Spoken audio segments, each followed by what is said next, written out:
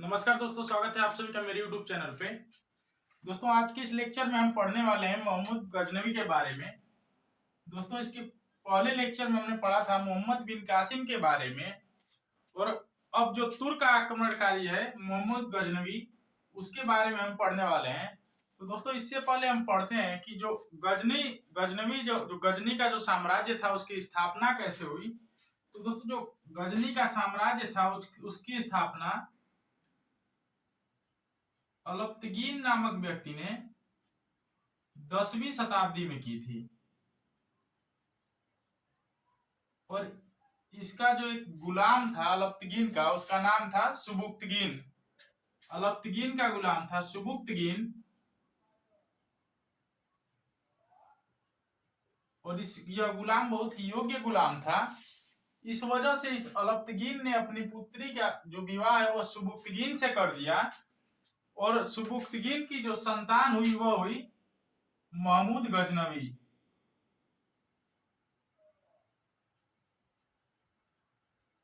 और भारत पर जो प्रथम आक्रमण किया वह किया महमूद गजनवी के पिता सुबुक्तगीन ने। तो सुबुक्तगीन जो है प्रथम तुर्क आक्रमणकारी कौन है? भारत पर आक्रमण करने वाला जो प्रथम तुर्क आक्रमणकारी है वह है सुबुक्तगीन। और सुबुक्तगीन ने जो आक्रमण किया वह किया उस समय पंजाब और अफगानिस्तान को मिलाकर। अफगान शासक जो था उसका नाम था जयपाल। उस समय अफगानिस्तान पर शासन करने वाला शासक जयपाल था, जिसका जो साम्राज्य था वह पंजाब व अफगानिस्तान तक फैला हुआ था।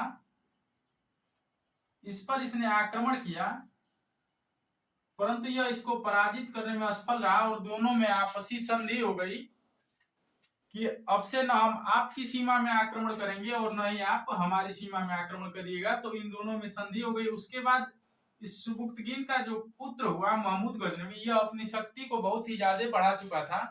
तो इसने क्या किया, अपने पिता की तरह एक बार फिर यह महमूद गजनवी भारत पर आक्रमण किया, और इसने इस जयपाल पर आक्रमण किया, और इस जयपाल को पराजित करके इसने पंजाब और अफगानिस्तान यानी अफगान जो साम्राज्य था उस पर इसने अपना अधिकार जमा लिया, और अफगान साम्राज्य जो है महमूद गजनवी ने इस तरह जीत लिया। तो महमूद गजनवी ने पहला आक्रमण जो किया वह किया जयपाल पर। और अफगानिस्तान के बाद जो क्षेत्र था वह था मुल्तान। उस समय मुल्तान पर जो शासन कर रहा था वह था अब्दुल फतेह दाऊद। अब्दुल फतेह दाऊद यह मुल्तान का शासक था। तो इसके और महमूद गजनवी के बीच युद्ध हुआ। इसको मैं शार्ट में लिख दे रहा हूं, एमजी महमूद गजनवी।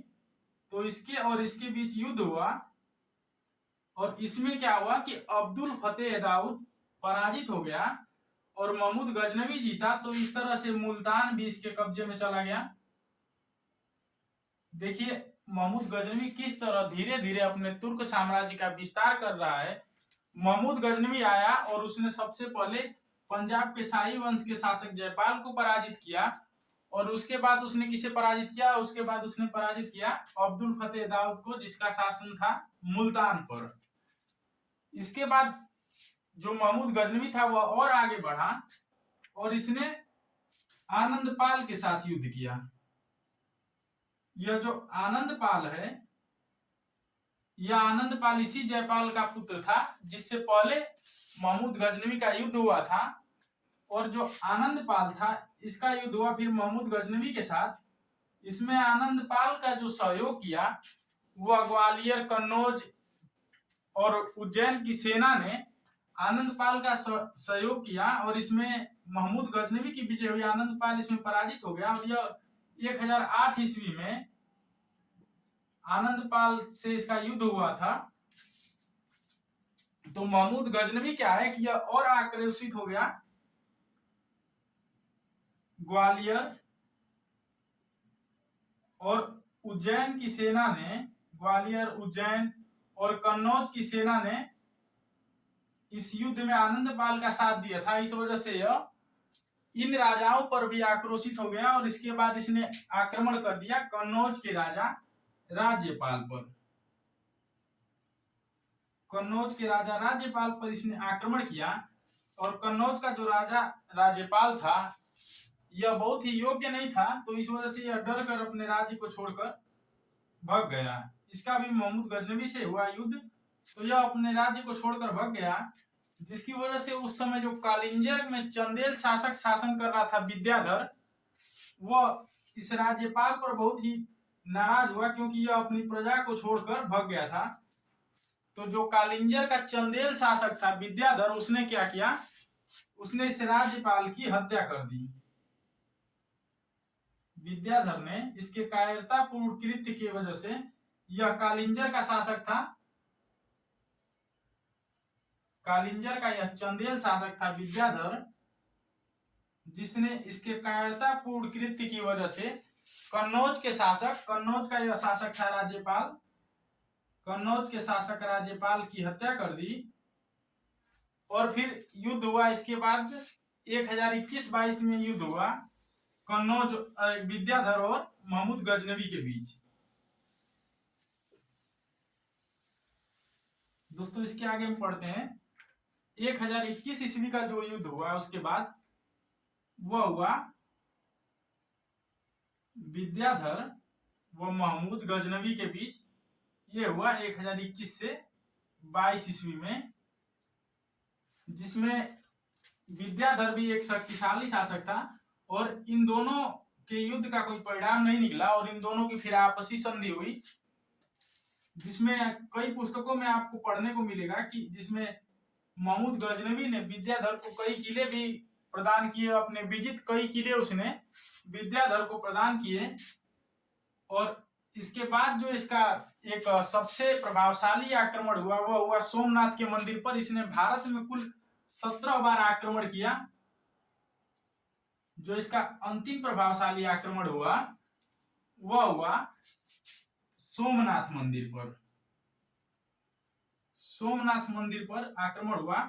और उस समय जो वहां का शासक था, सोमनाथ मंदिर का जो क्षेत्र था वह आता था मूलराज प्रथम, या भीमदेव नाम था उसका, यह गुजरात का शासक था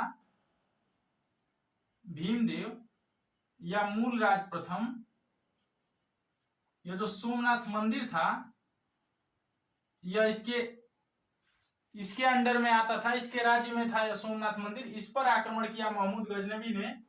और महमूद गजनवी के जो आक्रमण का मुख्य उद्देश्य था वह था कि धन संपत्ति को लूटना और साथ ही यह इस्लाम धर्म का प्रचार प्रसार बड़े पैमाने पर करना चाहता था। तो इस वजह से जब इसने सोमनाथ मंदिर पर आक्रमण किया और वहां के शासक भीमदेव को इसने परास्त किया, तो इसने सोमनाथ मंदिर में जो शंकर भगवान की मूर्ति थी उसको इसने क्या किया कि यह उस मूर्ति को खंडित करके गजनी ले गया और गजनी के जामा मस्जिद की सीढ़ियों पर उसने उस शंकर भगवान की मूर्ति को चुनवा दिया। और यह इसने ज्यादा से ज्यादा लोगों को इस्लाम धर्म में परिवर्तित करने का कार्य किया। और इस तरह से इसका जो सोमनाथ मंदिर पर आक्रमण हुआ था वो हुआ था 1025 ईस्वी में। और सोमनाथ मंदिर पर आक्रमण करने के बाद जब यह धन दौलत को इकट्ठा करके यह लूटते हुए भारत से यह निकल रहा था और यह सारी चीजों को एकत्रित करके यह धन को जब लूट के जा रहा था, उस समय इस पर आक्रमण कर दिया जाटों ने। जाटों ने सोचा कि जो यह संपत्ति लेकर जा रहा है उसमें से कुछ संपत्ति हम भी लूट लें, तो इसमें जाटों ने इसके ऊपर आक्रमण कर दिया। महमूद गजनवी के ऊपर जाटों का आक्रमण हो गया और जाटों ने इसकी कुछ संपत्ति को लूट लिया। तो इसके बाद फिर यह जब गजनी गया और वहां से फिर यह वापस लौट कर आया, तो इसका जो अंतिम आक्रमण था महमूद गजनवी का अंतिम आक्रमण 1027 ईस्वी में जाटों के विरुद्ध हुआ। महमूद गजनवी ने भारत पर जो अंतिम आक्रमण किया 1027 ईस्वी में, वह आक्रमण इसने किया जाटों के विरुद्ध, क्योंकि जाटों ने सोमनाथ मंदिर को लूट कर ले जाने के क्रम में इस पर हमला किया और इसने जो संपत्ति लूटी थी उसमें से कुछ संपत्ति जाटों ने लूट ली।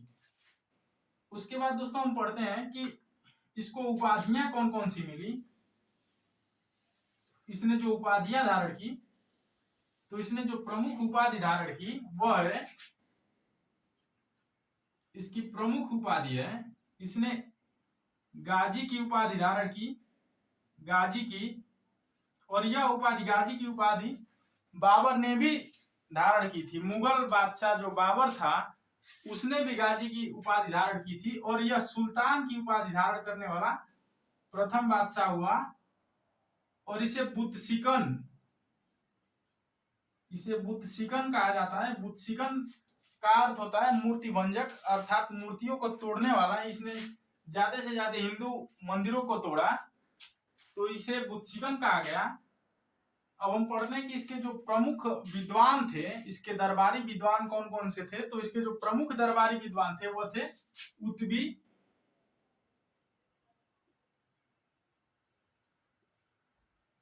फिरदौसी, अलबरूनी,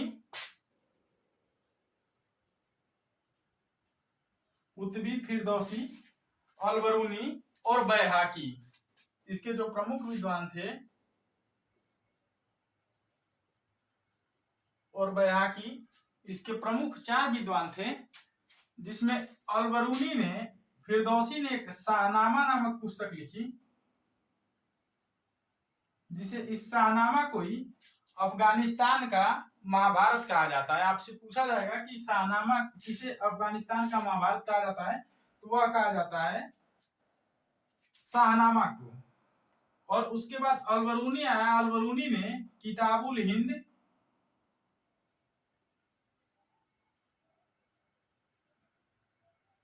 अलबरूनी ने किताब उल हिंद,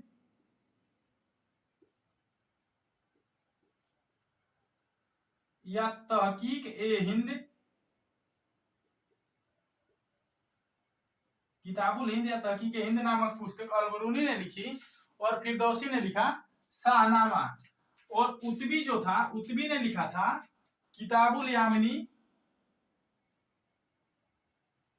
किताब उल यामिनी। और एक और पुस्तक इसने लिखी तारीखे यामिनी, तारीखुल यामिनी।